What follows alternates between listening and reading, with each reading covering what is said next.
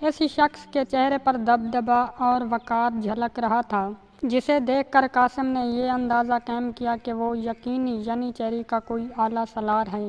یہ شخص محمد چلپی تھا، سلطان مراد خان کا بہنوئی اور شہاب الدین پاشا کے لشکر میں 30,000 سپاہ کی کمان کر رہا تھا۔ ینیچری کے کمرے میں موجود سالار محمد چلپی کو خوش آمدید کہنے کے لیے اس کے احترام میں کھڑے ہو گئے۔ محمد چلپی نے مسکراتے ہوئے حاضرین سے مصافحہ کیا اور آغا حسن کے قریب براجمان ہو گیا۔ اس نے تمام سالاروں کو مخاطب کرتے ہوئے اپنے خطاب کا بیٹھے بیٹھے ہی آغاز کیا۔ سپہ سالار شہاب الدین پاشا کے حکم کے مطابق نیا چاند طلوع ہوتے ہی 2 شبنے کے دن ہمارا لشکر یورپ کی مہم کے لیے پیش قدمی کا آغاز کر دے گا۔ مجھے امید ہے کہ آپ سب سالار اور کماندار پیش قدمی کے لیے تیار ہوں گے۔ ہماری پیش قدمی میں محض 5 روز باقی ہیں۔ یہ مہم گزشتہ تمام معرکوں سے قطعاً مختلف ہے۔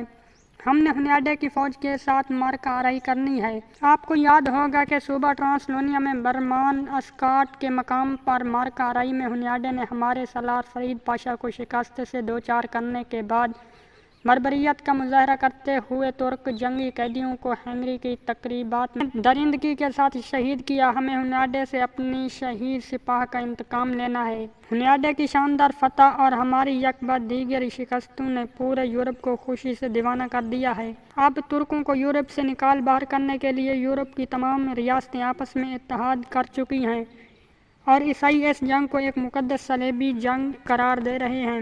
عیسائی مذہبی جوش و خروش کے ساتھ اسلام کے خلاف روبہ عمل ہیں۔ وینس اور جینوا کے بحری بیڑے بھی عیسائی لشکر کی مدد کے لیے آن پہنچے ہیں، جبکہ سلطنت عثمانیہ کی بحری طاقت نہ ہونے کے برابر ہے۔ یہی وجہ ہے کہ ہنیاڈے اس خوش فہمی میں مبتلا ہے کہ ہمارے سلطان کی افواج ایشیائی کوچک سے جہاں وہ کونیا کے مقام پر امیر کارامانیا کے خلاف سرِ بیکار ہیں، یورپ میں پہنچ سکے گی۔ بظاہر اتحادی افواج شاہ لارڈ سلاس کی کمان میں ہیں، لیکن حقیقت میں ان کا کرتا دھرتا ہنیاڈے ہے۔ وہ اس وقت مسیحی دنیا کے ایک بہت بڑے ہیرو کے طور پر ابھرا ہے۔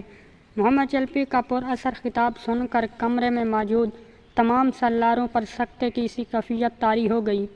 قاسم نے مؤدب انداز میں محمد چلپی سے استفسار کیا: سالار محترم، محاذ کی سنگین صورتحال اس امر کی متقاضی ہے کہ سلطان عالی مقام کو اسلامی فوج کی کمان خود کرنی چاہیے تھی۔ محمد چلپی نے بغور قاسم کی جانب دیکھتے ہوئے کہا: میرا خیال ہے آپ قاسم بن ہشام ہیں۔ آپ کی ذہانت اور بہادری کا چرچا قصر سلطانی میں عام ہے۔ ہمارا 80,000 سپاہ پر مشتمل لشکر تو محض ایک ہر اول دستہ ہے، جبکہ سلطان عالی مقام بذات خود اس معرکے کی قیادت فرمائیں گے۔ قاسم نے ایک اور خدشے کا اظہار کرتے ہوئے کہا: سالار محترم، اگر سلطان عالی مقام کی واپسی سے قبل ہی ہمارے لشکر کی ہنیاڈے کے لشکر کے ساتھ معرکہ آرائی شروع ہو گئی تو کیا ہمارا لشکر سلطانی لشکر کی آمد کا انتظار کرے گا؟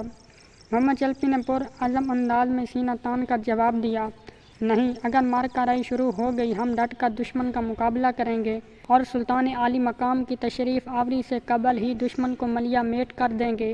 اس دوران آغا حسن نے اپنے خدشے کا اظہار کرتے ہوئے کہا: سالار محترم، شنید ہے کہ ادرینہ میں قیصر کے فعال جاسوس موجود ہیں جو سلطان کے خلاف سازشوں میں مصروف ہیں۔ آغا حسن کے اس خدشے کے اظہار پر سب سالار چوکنے ہو گئے۔ محمد چلپی نے جواب میں کہا: میرے پاس بھی اس قسم کی اطلاعات ہیں، لیکن تاحال کسی جاسوس کی گرفتاری عمل میں نہیں آئی۔ ہم ان افواہوں کی روشنی میں تحقیق و تفتیش کر رہے ہیں اور سلطان عالی مقام نے اس حوالے سے ماہر افراد کو مامور کر دیا ہے۔ یقیناً محمد چلپی قاسم کے بارے میں جانتا تھا، لیکن اس نے اس کا تذکرہ کرنا مناسب نہ سمجھا۔ اس کے بعد آغا حسن کے کمرے میں بہت سے موضوعات زیر بحث آئے، حتیٰ کہ محمد چلپی سالاروں سے اجازت لے کر روانہ ہو گیا۔ چونکہ نماز عصر کا وقت ہو چکا تھا، لہٰذا آغا حسن کے کمرے میں موجود تمام سالار بھی نماز عصر کی ادائیگی کے لیے چلے گئے۔ قاسم کے اندر چھپے سوراخ رساں نے ایک مرتبہ پھر کروٹ لی۔ اس نے سالاروں کے چلے جانے کے بعد اٹھ کر کمرے کے دروازے کو اندر سے بند کر دیا اور کنڈی لگا دی۔ آغا حسن نے قاسم کو حیرانی کے عالم میں دیکھا اور تجسس بھرے انداز میں استفسار کیا: قاسم، کیا بات ہے؟ تم نے دروازہ کیوں اندر سے بند کر دیا ہے؟ قاسم نے آغا حسن کو اپنے پہلو میں بٹھا لیا اور سرگوشی کے انداز میں اسے مخاطب کرتے ہوئے کہا، آغا حسن، تمہیں یاد ہے کہ کمانڈر اسلم خان نے میری تنخواہ والی بات کے جواب میں کس رد عمل کا اظہار کیا تھا؟ آغا حسن پھٹ پڑا، تم رد عمل کی بات کرتے ہو، مجھے تو اس کی بات زہر لگی تھی۔ یعنی چہری کی تمام سپاہ سلطان کے فرزند ہیں، ہمارا تنخواہوں سے کیا لینا دینا؟ اگرچہ اسلم خان نے گری ہوئی بات کی تھی، لیکن تم کیا کہنا چاہتے ہو؟ آغا حسن محض سپاہی تھا، قاسم کی طرح سوراخ رساں نہ تھا۔ اس نے اسلم خان کے رد عمل پر محض غم و غصے کا اظہار کیا تھا، جبکہ قاسم کو اسلم خان مشکوک لگا تھا۔ شاہی سوراخ رساں ہونے کے لیے قاسم ہر کسی کو شک کی نظر سے دیکھنے لگا تھا۔ اس نے آغا حسن کی بات سن کر اس کی سرزنش کرتے ہوئے کہا، آغا حسن، ہوش کرو، اسلم خان نے لشکر کے ساتھ روانگی سے معذوری ظاہر کر دی ہے، جبکہ سلطان کے خفیہ محکمے کا دعویٰ ہے کہ سازشی سلطان کی عدم موجودگی میں ادرینہ کا امن تاہو بالا کرنا چاہتے ہیں، جبکہ یہ بھی اطلاع ہے کہ ینیچیری کے کئی سالار سازشوں کے اعلی کار بن چکے ہیں۔ قاسم نے آغا حسن کے سوچ کے در کھول دیے تھے۔ آغا حسن نے سنسنی خیز نگاہوں سے قاسم کی جانب دیکھتے ہوئے کہا، یہ تو مجھے معلوم ہے کہ ینیچیری میں کالی بھیڑیں موجود ہیں، لیکن پہلے میرا شک اسلم خان کی طرف نہیں گیا تھا، لیکن اب اسلم خان پر تمہارا شک درست معلوم ہوتا ہے، کیونکہ اسلم خان کے بچے کی ولادت ابھی دور ہے۔ اس نے میرا دوست ہونے کے ناطے چند دن پہلے مجھ سے تذکرہ کرتے ہوئے کہا کہ اللہ نے چاہا تو وہ ماہ شوال میں اپنے بچے کا باپ بن جائے گا، لیکن آج جب اس نے بچے کی ولادت قریب ہونے کے عذر کو بیساکھی بنا تو مجھے بھی حیرت ہوئی۔ قاسم نے سکون کا سانس لیا، اسلم پر اس کے شک کی تصدیق ہو گئی تھی۔ اس نے اپنی بات آگے بڑھانے کے لیے ابھی منہ کھولا ہی تھا کہ یکدم خاموشی اختیار کر لی اور کمرے کے بند دروازے کو کھولنے لگا۔ اس کی چھٹی حس اسے خبردار کر چکی تھی۔ قاسم کا طرز عمل دیکھ کر آغا حسن کی آنکھوں میں بھی تجسس کے سائے لہرانے لگے۔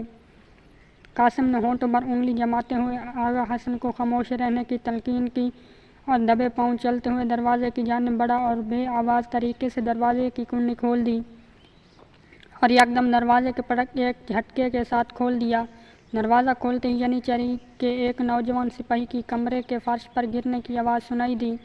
وہ غالباً دروازے کے ساتھ ٹیک لگائے کمرے کے اندر ہونے والی گفتگو سننے میں محو تھا۔